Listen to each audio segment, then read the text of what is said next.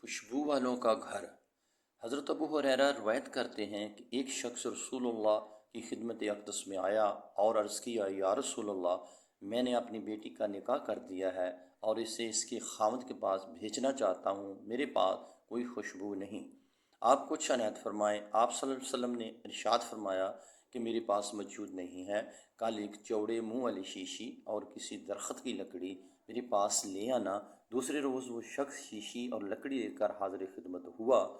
آپ نے اپنے دونوں بازوؤں سے اس میں اپنا پسینہ ڈالنا شروع کیا، یہاں تک کہ وہ بھر گئی۔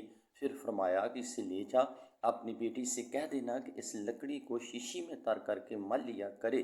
بس جب وہ آپ صلی اللہ علیہ وسلم کے پسینہ مبارک کو لگاتی، تمام اہل مدینہ کو اس کی خوشبو پہنچتی، یہاں تک کہ ان کے گھر کا نام ہی خوشبو والوں کا گھر ہو گیا۔